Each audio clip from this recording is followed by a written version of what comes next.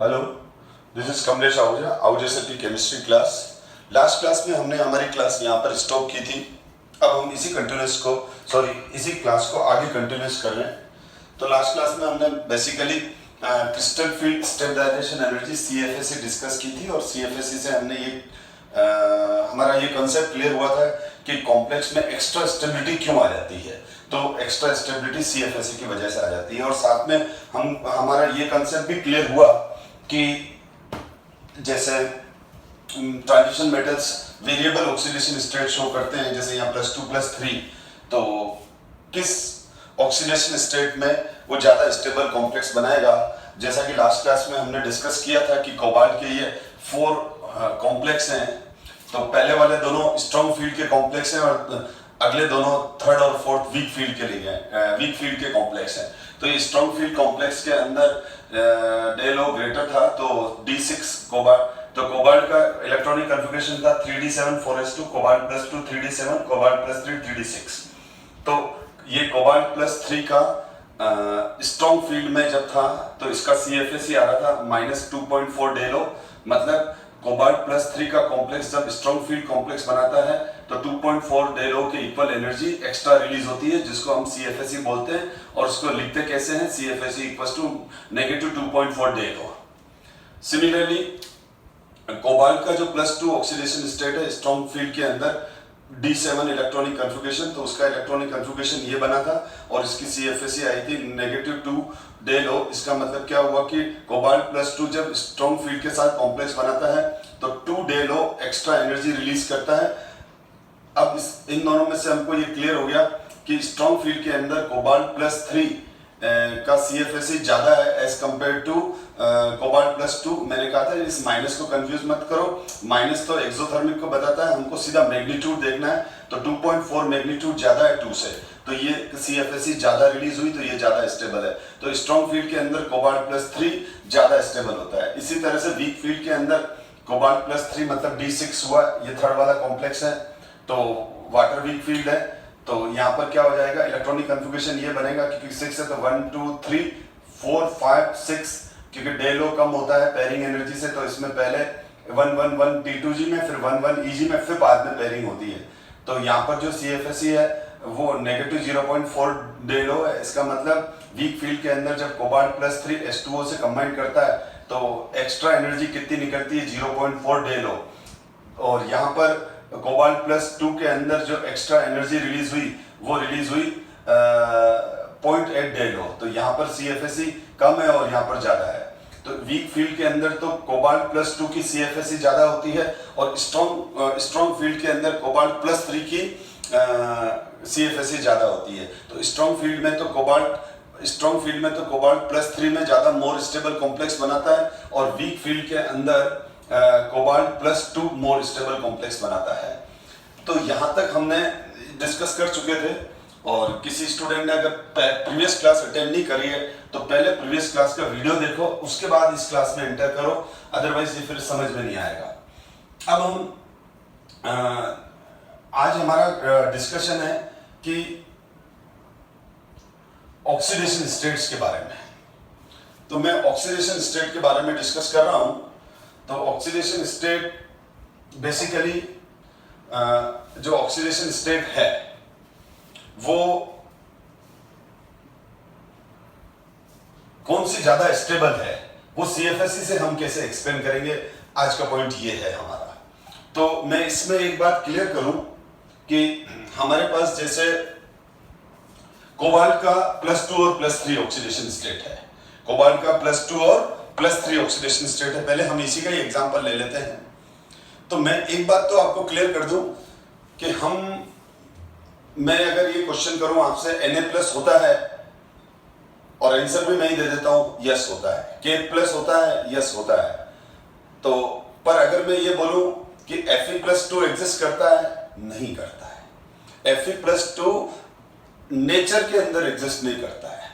Fe+3 nature में exist नहीं करता। क्रोमियम +3 नेचर में एग्जिस्ट नहीं करता। स्कैंडियम+3 नेचर में एग्जिस्ट नहीं करता, Ti+3 नेचर में एग्जिस्ट नहीं करता। यानी ट्रांजिशन मेटल के जो ये केटाइंस हैं, ट्रांजिशन मेटल्स के ये जो डिफरेंट ऑक्सीडेशन स्टेट्स के मेटल आयंस हैं, ये इस फॉर्म में एग्जिस्ट नहीं करते हैं।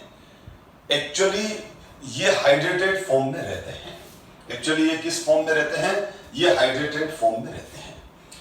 मैं क्लियर करूं, ये हाइड्रेटेड फॉर्म में रहते हैं तो जैसे क्योंकि वाटर एक लिगेंड है, और अगर इस नेचर के अंदर जैसे ही आयरन किस में कन्वर्ट हुआ, Fe+2 में कन्वर्ट हुआ, तो इमीडिएटली नेचर की मॉइस्ट मतलब वाटर से ये कंबाइन करके FeH2O6+2 में कन्वर्ट हो जाएगा।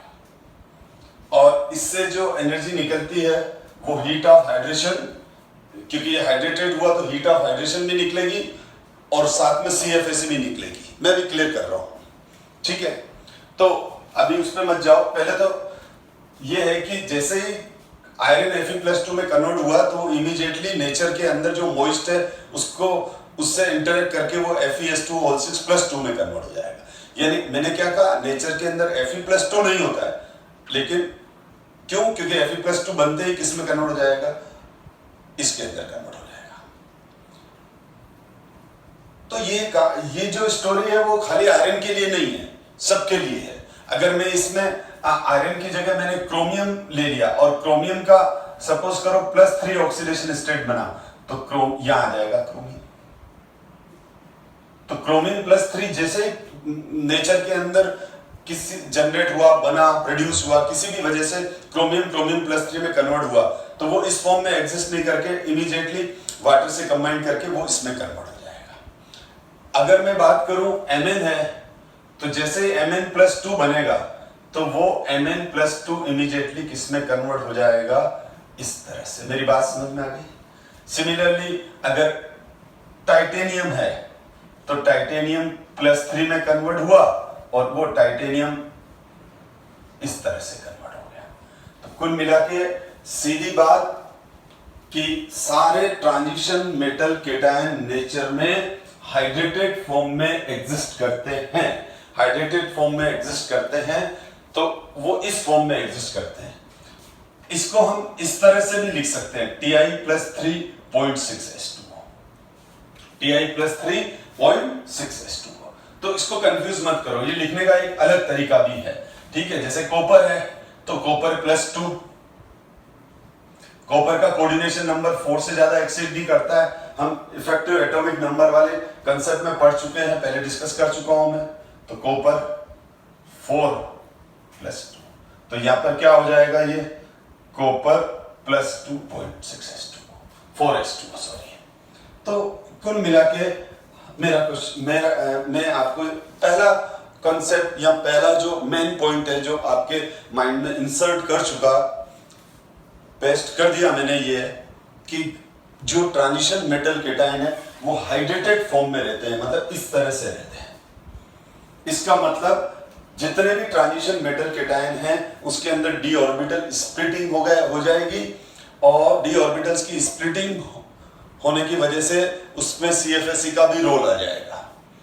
तो हम एक जो न्यूट्रल आइसोलेटेड अनहाइड्रेटेड मेटल केटायन है, सॉरी न्यूट्रल नहीं बोलूंगा, आयन की बात कर रहा हूं, आइसोलेटेड आयन। न्यूट्रल तो ये न्यूट्रल है, ये आयन है, तो ये आइसोलेटेड आयन है और ये कंबाइंड आयन। ये आइसोलेटेड आयन है, ये बॉन्डेड आयन है, ये आइसोलेटेड आयन है और ये बॉन्डेड आयन है। तो जो आइसोलेटेड आयन है उसमें तो इलेक्ट्रॉनिक कन्फिगरेशन वैसे ही रहते हैं जो हम पढ़ते हुए आ रहे हैं, एटॉमिक स्ट्रक्चर पीरियोडिक टेबल या डी ब्लॉक के अंदर पढ़े थे वो ही है, ठीक है? लेकिन हाइड्रेटेड फॉर्म में यहाँ इलेक्ट्रॉनिक कन्फिगरेशन चेंज हो जाते हैं और इसमें CFAC का रोल भी आ जाता है, क्योंकि H2O वीक लिगेंड है तो डी ऑर्बिटल्स की स्प्लिटिंग कर देता है, और ये स्प्लिटिंग शेप पे डिपेंड करेगा, नंबर ऑफ वाटर मॉलिक्यूल्स पे डिपेंड करेगा। तो हम, लेकिन अगर मैं बोलूं कि जैसे Na है, अब ये Na से Na प्लस बन गया, तो हाँ ये Na प्लस एग्जिस्ट कर देगा, क्योंकि Na प्लस मॉइस्ट के साथ इस तरह से कॉम्प्लेक्स स्फीयर नहीं बनाता है, K प्लस कॉम्प्लेक्स स्फीयर नहीं बनाता है। तो इस वजह से क्या हो जाएगा, इस वजह से ये Na प्लस K प्लस तो हम बोलते हैं नेचर में एग्जिस्ट करते हैं, क्योंकि मॉइस्ट के अंदर जो वाटर है उससे वो कॉम्प्लेक्स आयन नहीं बनाते हैं। तो यहां तक आपको बात माइंड में सेट हो गई। तो अब अगर मैं ये बात करूं कि, और यहां हमेशा ये वीक फील्ड ही है, तो अब अगर मैं डिस्कस करूं कि relative stability of cobalt plus 2 और कोबाल्ट प्लस 3, तो सीधी बात है, जो कोबाल्ट जो होगा, अब जैसे ये कोबाल्ट है, ठीक है, ध्यान देना, ये कोबाल्ट किस में कन्वर्ट हुआ, कोबाल्ट प्लस 2 में, या फिर कोबाल्ट किस में कन्वर्ट हुआ, कोबाल्ट प्लस 3 में, ठीक है। तो कोबाल्ट प्लस 2 या प्लस 3 में कन्वर्ट हुआ, दोनों ऑक्सीडेशन स्टेट ले रहा हूं मैं। अब मैं जब दोनों ऑक्सीडेशन स्टेट ले रहा हूं, तो दोनों ऑक्सीडेशन स्टेट है। अब इसका इलेक्ट्रॉनिक कन्फिगरेशन था 3d7 कोबाल्ट का 4s2, तो इसका हो गया 3d7 और इसका हो गया 3d6। तो मेरा ये रहा कोबाल्ट प्लस 3, पहले से लिखा हुआ है यहाँ पर, जो प्रीवियस क्लास में मैंने बताया था, इसका Ca। तो अब है ना कोबाल्ट प्लस 2 तो है ही नहीं, तो हम है ना जो ऑक्सीडेशन स्टेट की जो स्टेबिलिटी देखते हैं, वो इनकी नहीं देख रहे हैं, ये ध्यान रखना, हम इनकी नहीं देख रहे हैं, हम किसकी देख रहे हैं, हाइड्रेटेड फॉर्म वाली ऑक्सीडेशन स्टेट देख रहे हैं। तो नेचर के अंदर कोबाल्ट प्लस 2 बनते ही ये फिर वापस किस में कन्वर्ट हो जाएगा, ये कन्वर्ट हो जाएगा, ये जो कोबाल्ट प्लस 2 है वो किस में कन्वर्ट हो जाएगा, ये कोबाल्ट प्लस 2 कन्वर्ट हो जाएगा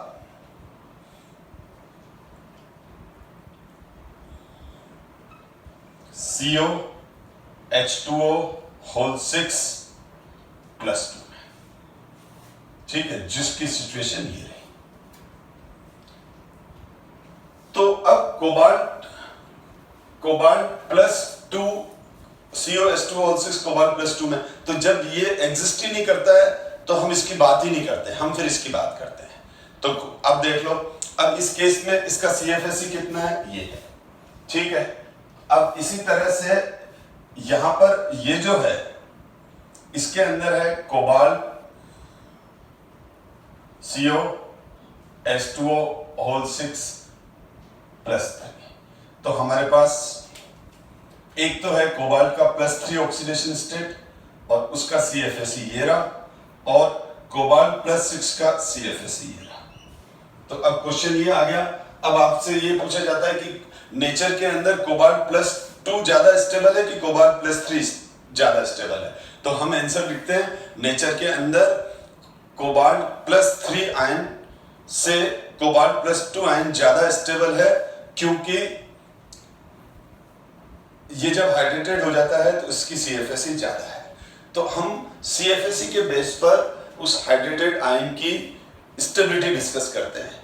तो हम जो ट्रांजिशन एलिमेंट में जो स्टेबिलिटी ऑर्डर बना रहे थे, वो बेसिकली अनहाइड्रेटेड आयंस की नहीं थी, वो हाइड्रेटेड आयंस की थी।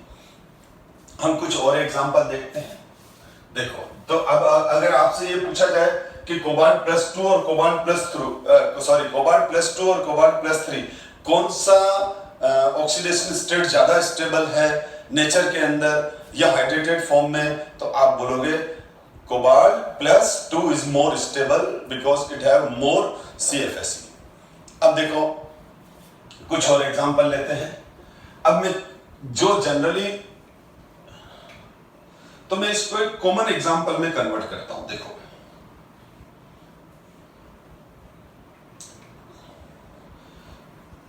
ध्यान देना, अब मैं इसको यहां से हटा रहा हूं, ठीक है, ये कोबाल्ट प्लस 2 ये हटा दो एक बार, ये सारे हटा देते हैं।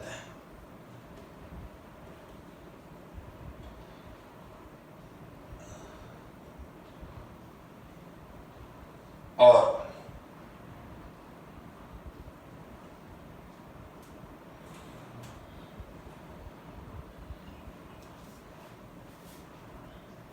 अब हम डिस्कस करते हैं CFSE। तो CFSE crystal field stabilization energy. तो CFSE का जो फॉर्मूला है इसको भी हटा देते हैं। चलो, ध्यान देना। अब crystal field stabilization energy negative 0.4 del o into x, ठीक है, plus 0.6 del o into y. X क्या, नंबर ऑफ T2G इलेक्ट्रॉन्स। तो मैं CFSE फाइंड आउट कर रहा हूं। CFSE फाइंड आउट कर रहे हैं हम D1 की, D2 की, D3 की, D4 की, एक बार इसको हटा ही देते हैं, D5 की, D6 की, D7 की, D8 की, D9, D10, ठीक है, चलने दो, काफी थे एग्जाम्पल, ठीक है। और ये सारा हम वीक फील्ड की बात कर रहे हैं क्योंकि वाटर वीक फील्ड रहेगा, ठीक है। अब यहां पर मैं जब D1 होगा और यह है crystal field stabilization energy, crystal field stabilization energy, तो इन सब की स्टेबलाइजेशन एनर्जी फाइंड आउट। बहुत अच्छी कंसेप्चुअल क्लास है ये भी। तो CFSE कितना हो गया, CFSE हो गया नेगेटिव 0.4 x प्लस 0.6 y और डेल हो लेता हूं, ये फॉर्मूला भी तो लिख सकते हैं, ठीक है ना। तो x number of T2G electron. अब जब मैं अगर यहां पर CFSE D1 के लिए लिखूं तो नेगेटिव 4, ठीक है। तो अब मैं यहां x की वैल्यू जब D1, ध्यान देना, अब मैं डायरेक्ट कर रहा हूं बेटा, ये टाइम खराब हो जाएगा। अगर D1 है, कोई D1 वाला आयन है, तो ये 1 इलेक्ट्रॉन रहेगा, 1 इलेक्ट्रॉन रहेगा, तो y की वैल्यू 0, तो ये तो खत्म हो गई वैल्यू, x की वैल्यू 1, तो यहां CFSE कितनी हो जाएगी, नेगेटिव 0.4 डेल ओ। तो ऐसे सारे ट्रांजिशन मेटल केटायन जिनका D1 कन्फिग्रेशन है, उनकी CFSE नेगेटिव 0.4 डेल ओ है, ठीक है। अब अगर मैं D2 लूं तो D2 लूंगा तो यहाँ x की वैल्यू कितनी आ जाएगी, 2। अब यहाँ x की वैल्यू 2 रखोगे तो ये तो x की वैल्यू 2 है और y की वैल्यू 0 है, ठीक है, और ये 2 आ गया। तो अब इस केस में क्या हो जाएगा, नेगेटिव 0.8 डेल ओ, ठीक है। बहुत अच्छा आइडिया आ गया मुझे यहाँ पढ़ाते वक्त कि कंपेयर, ठीक है। देखो इसका बेनिफिट क्या है आगे। अब ये D3 ले लिया तो एक और आ गया, तो x की वैल्यू 3 आ गई, y की 0 आ गई, तो ये आ गई -1.2 डेल ओ। एक बार अपन सब CFSE निकाल लेते हैं, ठीक है। अब हम D4 की बात करूं, D4 में यहाँ 4 इलेक्ट्रॉन आ जाएंगे, तो 1 2 3। अब ये वीक फील्ड का लिगेंड है तो इलेक्ट्रॉन यहाँ आएगा, वीक फील्ड है तो वीक फील्ड के अंदर क्या हो जाता है, हमको मालूम ही है, वीक फील्ड के अंदर जो डेल ओ होता है वो कम होता है पेयरिंग एनर्जी से, ठीक है। तो अब क्या हो जाएगा, यहां पर y की वैल्यू 1 आ गई, तो अब y की वैल्यू 1 रख दो, तो 0.6 माइनस कर दो 1.2 में से, तो ये आ जाएगा नेगेटिव 0.6 डेल ओ, ठीक है। अब D5 की बात करूंगा मैं, तो एक और इलेक्ट्रॉन बढ़ जाएगा और यहां हो जाएगा 2। अब यहां आएगा 1.2 और इधर भी 1.2, तो नेट हो जाएगा 0। अब यहां पर D6 की बात करूं मैं, D6 की बात करूं मैं, तो D6 की बात करूंगा तो अब यहाँ 1 2 3 4 5 और ये 6 पेयरिंग हो गया। तो अब x की वैल्यू कितनी है, 1 2 3 4, x की वैल्यू 4 और ये 2 ही है, तो यहाँ वापस क्या आ जाएगा, नेगेटिव 0.4 डेल ओ। पर मैं एक बात और क्लियर कर दूं, चलो बाद में देखते हैं, अभी बीच में नहीं, पहले कर लेते हैं, ठीक है। Negative 0.4 del o. अब D7 की बात करूं मैं, तो जब मैं D7 की बात करूंगा तो ये 7, ये 7, ठीक है। तो यहां पर ये तो 2 ही है, ये तो 2 ही है, 1 2, और यहां कितना हो गया, 1 2 3 4 5, तो ये हो गया। तो अब इस केस के अंदर CFSE वापस नेगेटिव 0 डेल ओ हो गई, ठीक है। D8 ले लिया, D8 लूंगा तो क्या हो जाएगा, 6 और 2 8, तो यहां 6 हो गया, और 6, एक बार ये करेक्शन कर लेते हैं, कोई मिस्टेक तो नहीं हुई है। जब D6 है, वापस देख लेते हैं एक बार, D6, क्योंकि बहुत पहले एक बार मिस्टेक हो गई थी पिछली क्लास में। 1 2 3 4, तो 4 इंटू 4 यहाँ पर इसकी वैल्यू हो जाएगी -1.6 और इसकी वैल्यू हो जाएगी 1.2, तो हाँ 0.4 आ रहा है। D6 सही है। फिर D7 करूंगा तो D7 में क्या आ जाएगा, ये तो 2 इलेक्ट्रॉन है, तो ये हो जाएगा x की वैल्यू 5 है, तो ये आ जाएगा 2 में से 0.8, ये भी सही है, ठीक है। अब D8 की बात करूंगा तो ये आ जाएगा -2.4, तो ये आ जाएगा -1.2, ठीक है, करेक्ट। अब ध्यान दो बेटा, अब मैंने ये इन CFSE लिख दी। अब जैसे है ना, ध्यान देना बेटा, अब जैसे ये CFSE लिख दी वीक फील्ड के लिए। अब मैंने यहाँ डिस्कस कर रहा हूँ, जैसे मैं एग्जांपल ले लेता हूँ क्रोमियम का। तो क्रोमियम की जो ऑक्सीडेशन स्टेट्स हैं, क्रोमियम की जो ऑक्सीडेशन स्टेट है, अब क्रोमियम का इलेक्ट्रॉनिक कन्फिगरेशन लिख रहा हूं मैं। तो क्रोमियम का इलेक्ट्रॉनिक कन्फिगरेशन है 3d4s1। तो क्रोमियम से क्या बन गया, क्रोमियम +1, क्रोमियम +2, ये क्रोमियम से chromium +1, chromium +2, chromium +3, chromium +4, chromium +5 और क्रोमियम +6। तो ये हम ट्रांजिशन एलिमेंट में क्रोमियम की सारी ऑक्सीडेशन स्टेट डिस्कस कर चुके हैं, ठीक है। अब हम CFSE के बेस पर हम इनकी रिलेटिव स्टेबिलिटी फाइंड आउट करते हैं। तो अब मैं इनका CFSE फाइंड आउट करता हूं, क्रिस्टल फील्ड। तो इसका जो है, इसका तो था 3d4s1, तो ये हो जाएगा 3d5, 3d4, 3d3, 3d2, 3d1, 3d0। अब आपको यहां पर सबसे ज्यादा CFSE किसकी है वो देख लो आप। तो अब मैं अगर यहां क्रिस्टल फील्ड स्टेबलाइजेशन एनर्जी निकालूं, क्योंकि ये सब हाइड्रेटेड फॉर्म में रहेंगे, और जब ये हाइड्रेटेड फॉर्म में रहेंगे तो इनके d ऑर्बिटल्स इस तरह से स्प्लिट हो जाएंगे, तो इनकी CFSE C बनेगी। तो D5 देख लो, D5 की CFSE कितनी है, 0, ठीक है। D4 की CFSE कितनी है, -0.6, जो मैं यहां से डेटा कलेक्ट कर रहा हूं। D3 की कितनी है, -1.2, और D2 की CFSE कितनी है, -0.8 डेलो। D1 की कितनी है, -0.4 डेलो। और ये अब मैं इसमें एक क्लियर कर दूं। अब देखो बहुत बार क्या होता है, कुछ चीजें फैक्ट होती है, तो हमेशा ध्यान रखो कि जिसकी CFSE सबसे ज्यादा होगी वो सबसे ज्यादा स्टेबल है, यहां तक तो कोई प्रॉब्लम है ही नहीं। तो छोड़ो, पहले फैक्ट को छोड़ो, पहले एक्सेप्शन नहीं, पहले अपन नॉर्मल बात कर लेते हैं, कंसेप्ट कर लेते हैं। तो अब अगर मेरा ही क्वेश्चन है कि है ना, आपको जो मैंने कंसेप्ट बताया, तो अब आप मुझे खुद ही बताओ, यस मेरे को आंसर चाहिए,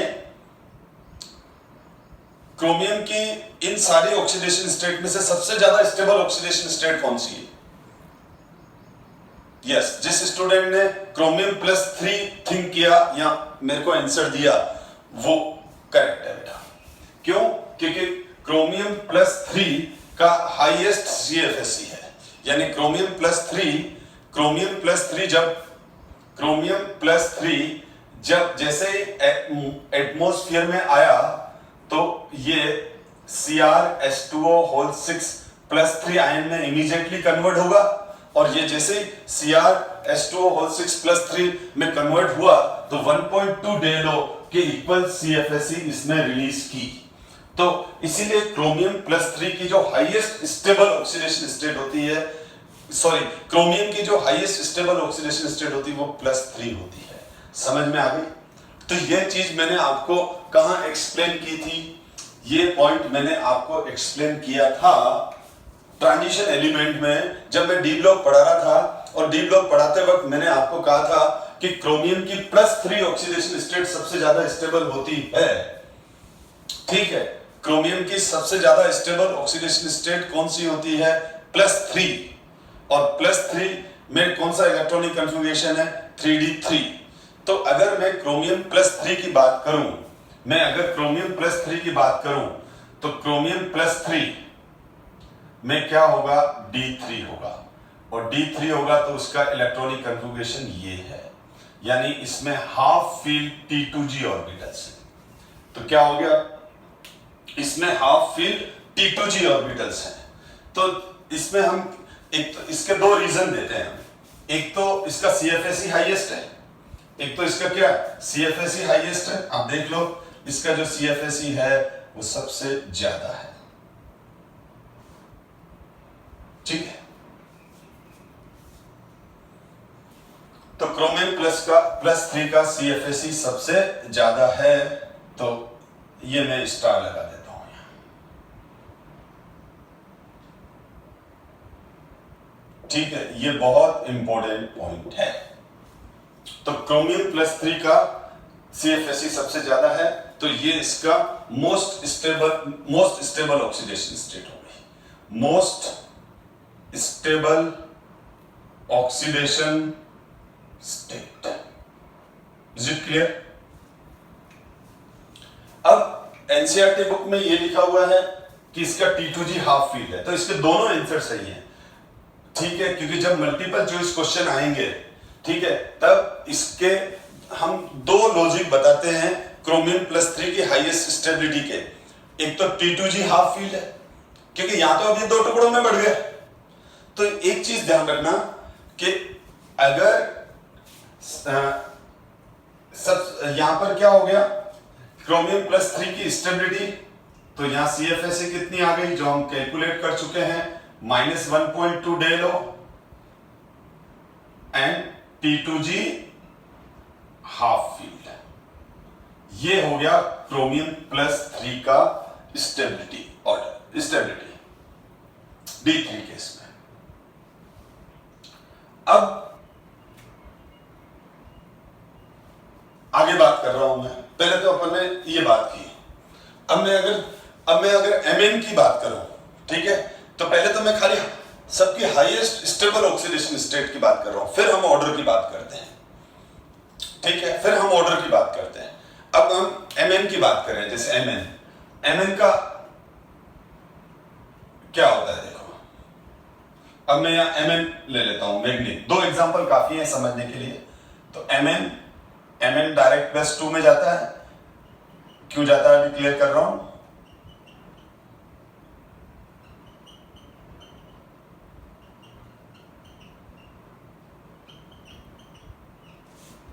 तो Mn का इलेक्ट्रॉनिक कन्फिगरेशन होता है आर्गन 3d5 4s2।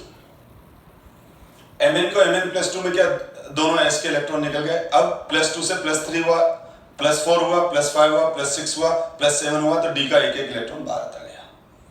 तो अब बहुत क्लियर कि अगर मैं Mn+2 की बात करूं तो भी यही वाली बात है। क्रोमियम +3 के लिए भी यही वाली बात थी, तो Mn+2 के लिए भी यही वाली बात है।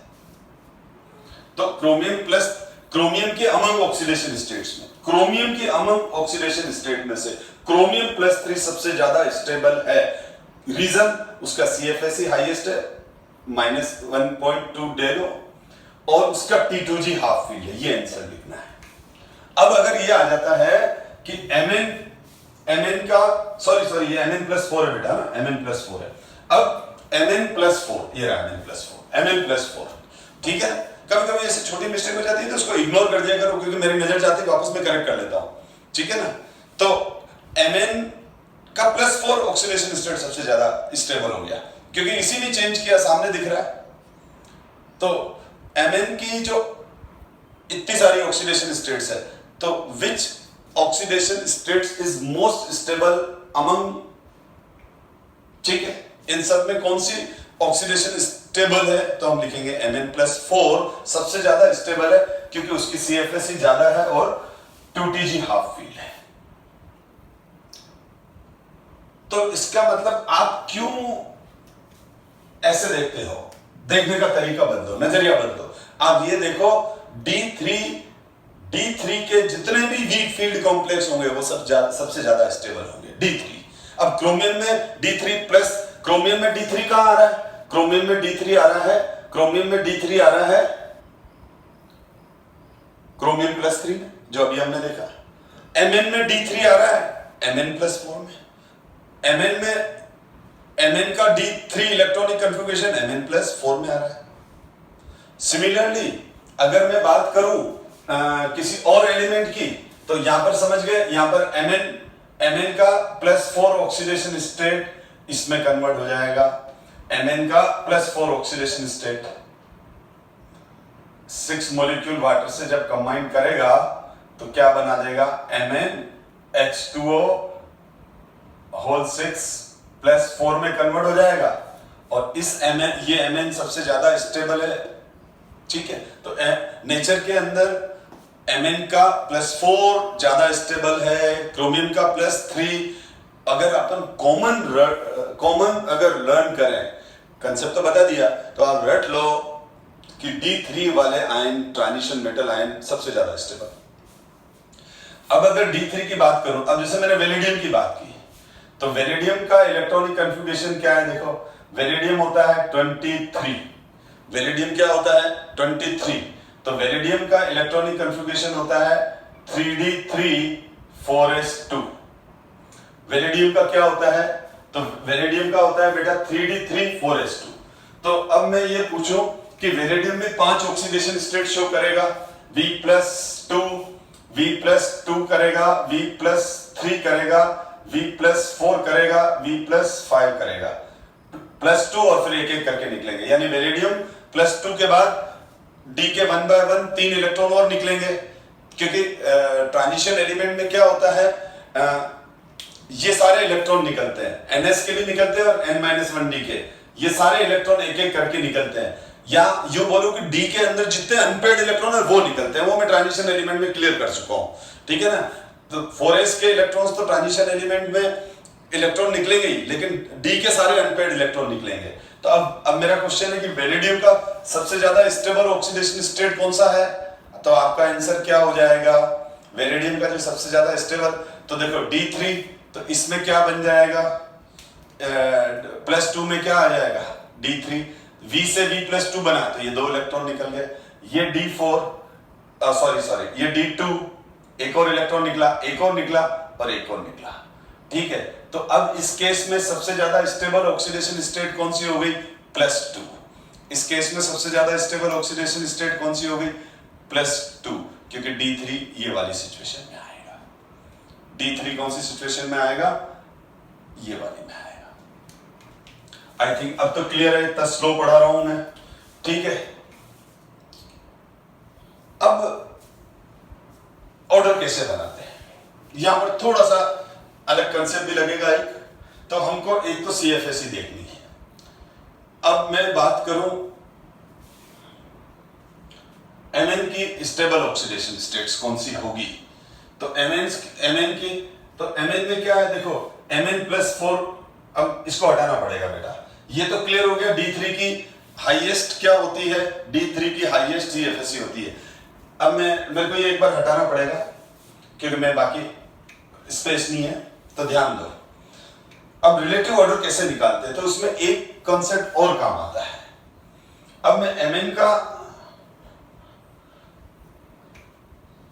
ये तो +4 था, ठीक है। तो Mn का +4, फिर मैं ले रहा हूं Mn का +6। तो Mn का जो +6 है, Mn का जो +6 है, argon 3d5 4s2, sorry Mn का +7, Mn का +7, तो ये पांचों इलेक्ट्रॉन निकल गए, तो इसका इलेक्ट्रॉनिक कन्फिगरेशन आर्गन जैसा बन गया। और Mn का +2,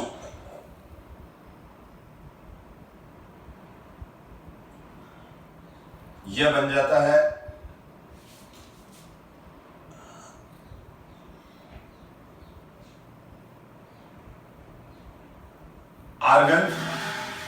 3d5 और इधर से Mn+4 ये लिखा हुआ ये आपके पास, ठीक है ना। और Mn का +4 ये इधर लिखा हुआ है, तो ये लेने देते हैं इसको। 3d5 4s2 तो ये हो जाएगा 3d3, ठीक है, जो ये रहा। और इसके स्टेबिलिटी के दोनों रीजन मैंने यहां लिख दिए। अब मैं Mn+2 की बात कर रहा हूं, तो Mn+2 में क्या होगा, ये रहा Mn+2। तो Mn+2 का मैं भी ये ऐसा डायग्राम बना रहा हूं।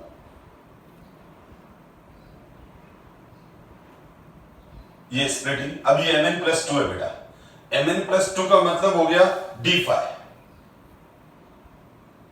ये लिखा हुआ है, मैं इसके लिए बात कर रहा हूं, जस्ट ये वाला Mn+2।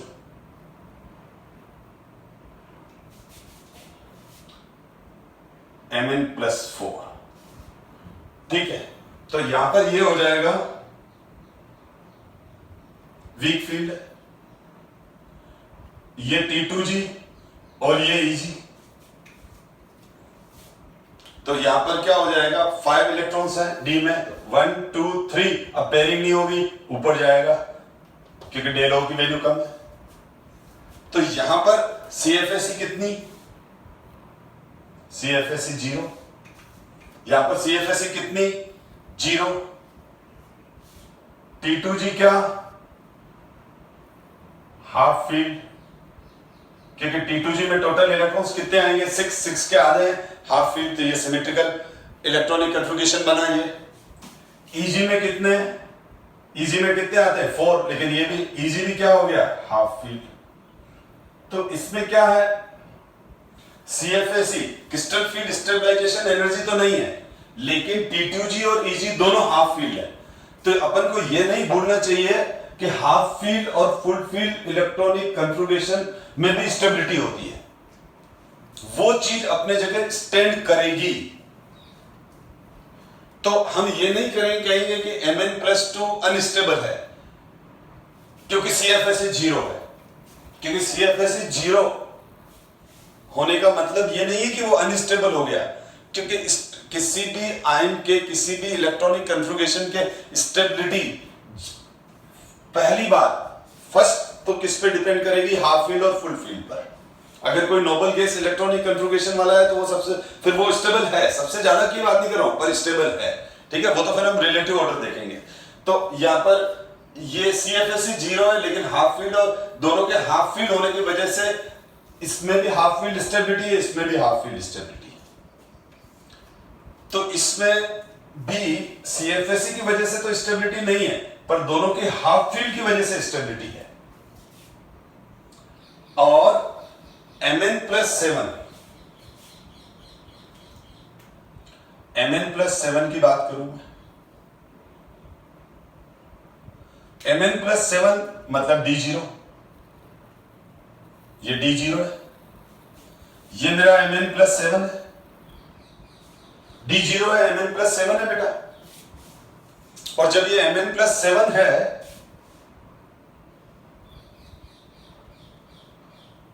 तो T2G में भी इलेक्ट्रॉन्स 0 हैं और Eg में भी इलेक्ट्रॉन्स 0 हैं। तो या फिर CFSE कितनी आ गई, 0 आ गई, या फिर CFSE कितनी आ गई, 0 आ गई। लेकिन इसमें क्या लिखेंगे, it have argon like noble gas electronic configuration. तो इसमें स्टेबिलिटी किस वजह से है, क्योंकि ये आर्गन लाइक इलेक्ट्रॉनिक कन्फिगरेशन है, ये देख लो।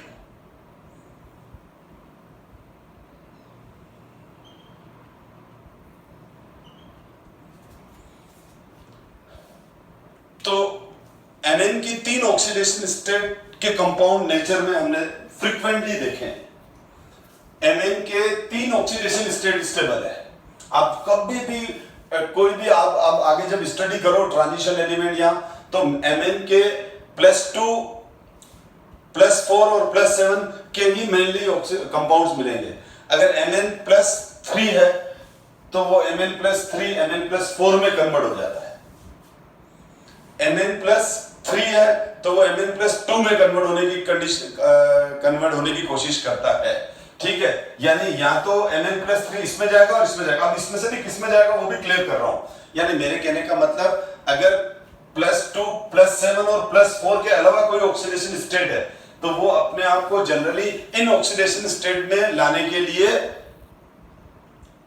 एफर्ट लगाती है। यानी वो क्या चाहता है, जैसे Mn+3 क्या चाहेगा, या तो +2 में कन्वर्ट हो जाए या +4 में।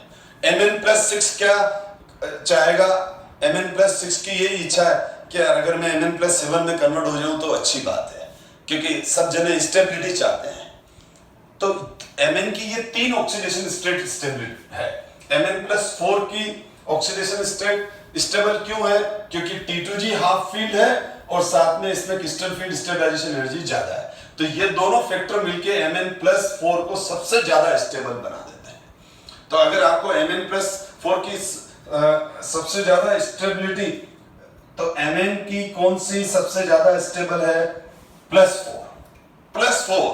इसीलिए +4 क्योंकि हाफ फील्ड T2G और CFSE ने इसकी एनर्जी काफी कम कर दी। CFSE ने इसकी एनर्जी काफी कम कर दी। उसके बाद अब बात आती है, अब मैं कह रहा हूं इन दोनों में से फिर कौन सी ज्यादा स्टेबल है, तो +7, क्योंकि हाफ फील्ड से ज्यादा स्टेबल होता है Nobel gas electronic configuration. Half field से ज्यादा स्टेबल होता है नोबल गैस इलेक्ट्रॉनिक कन्फिग्रेशन। तो अब इससे कम ले Mn+7 में क्या है, it have Nobel gas electronic configuration, जो देख ही रहे हो आप। और फिर Mn+2, क्योंकि Mn+2 में हाफ फील्ड है, और half field comparatively, half field और फुल फील्ड में से फुल फील्ड नोबल गैस वाले ज्यादा स्टेबल होते हैं।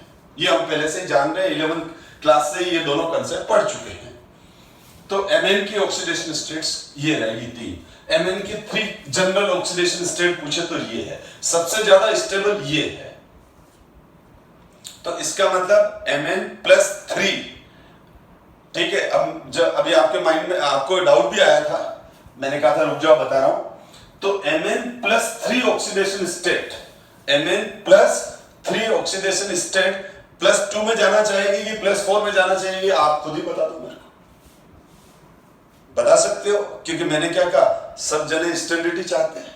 तो Mn+3 की फर्स्ट चॉइस क्या होगी कि वो +4 में कन्वर्ट हो जाए, क्योंकि Mn+4 सबसे ज्यादा स्टेबल ऑक्सीडेशन स्टेट है। Mn+4 सबसे ज्यादा स्टेबल ऑक्सीडेशन स्टेट है। रीजन CFSE सबसे ज्यादा इसकी है, इनकी तो 0-0 है।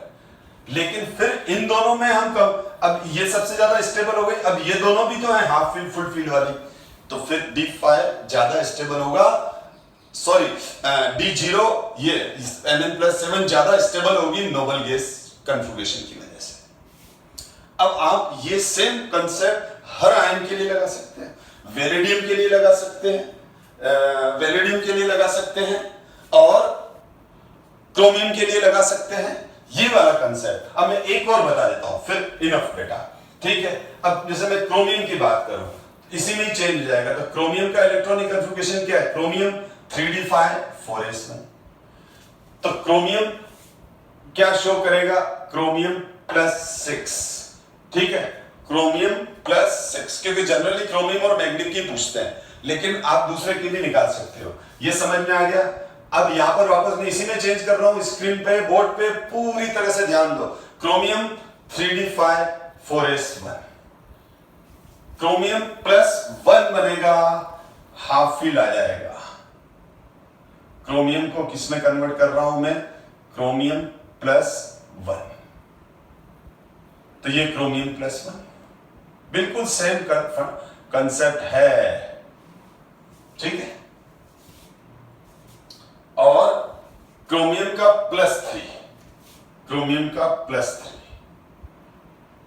ये क्रोमियम का +3, क्योंकि मैं क्रोमियम +3 यहां लिख रहा हूं, देखो ये क्रोमियम 3d5 4s1, क्रोमियम को क्रोमियम प्लस 3 में कन्वर्ट किया 3d3, तीन इलेक्ट्रॉन निकल गए, तो एक इससे निकले, दो इससे निकला, तो ये क्रोमियम का +3, तो ये देख लो। अब वापस, और ये क्रोमियम का +1, ये क्रोमियम का +6, तो यहां पर वापस दो, एक हाफ फील्ड वाली है, एक फुल फील्ड वाली है, और एक ये वाली है, तो बिल्कुल सेम वही आ गया बेटा। अब यहां पर बताओ सबसे ज्यादा स्टेबल कौन सी हो गई क्रोमियम की? क्रोमियम की कौन सी ऑक्सीडेशन स्टेट सबसे ज्यादा स्टेबल हो गई? क्रोमियम +3, और फिर chromium +6 argon like electronic configuration, और फिर क्रोमियम +1। तो क्रोमियम की जनरल ऑक्सीडेशन स्टेट कौन सी है? +3 +6 +1, सबसे ज्यादा स्टेबल +3। तो इस तरह से ये वाला कॉन्सेप्ट आप दूसरे वेनेडियम पर भी लगा सकते हो, ठीक है। तो आप इनके relative stability of oxidation states को फाइंड आउट कर सकते हो, क्योंकि मैंने आपको क्या बताया, क्रोमियम +3 +6 +1, यानी क्रोमियम का +1, क्रोमियम का +3 नेचर में किस फॉर्म में एग्जिस्ट करेगा? तो क्रोमियम का +3 एग्जिस्ट करेगा Cr, क्रोमियम अब यहां पर H2O6 +3 के फॉर्म में मिलेगा, क्योंकि मैंने आपको बताया था ये तो सब हाइड्रेटेड फॉर्म में एग्जिस्ट करते हैं, और तो क्रोमियम H2O6 +3 के फॉर्म में नेचर में एग्जिस्ट करेगा। इसी तरह से Cr H2O6 +6, यानी ये वाला आयन इस फॉर्म में एग्जिस्ट करेगा नेचर में, ये वाला फॉर्म इस फॉर्म में नेचर में एग्जिस्ट करेगा, और ये वाला फॉर्म, ये वाला क्रोमियम +1 इस फॉर्म में नेचर में एग्जिस्ट करेगा। तो आज हमने हमारी क्लास के अंदर CFSE क्रिस्टल फील्ड थ्योरी की, जो CFSE का कंसेप्ट था, उसके बेस पर डिफरेंट ऑक्सीडेशन स्टेट्स का रिलेटिव स्टेबिलिटी डिस्कस की। अब हम नेक्स्ट क्लास के अंदर कलर के बारे में डिस्कस करेंगे कि ट्रांजिशन मेटल केटायन जो होते हैं उनमें कलर किस वजह से आता है। ये भी CFT की एक अच्छी एप्लीकेशन है जो हम नेक्स्ट क्लास में डिस्कस करेंगे। Thank you so much my dear student.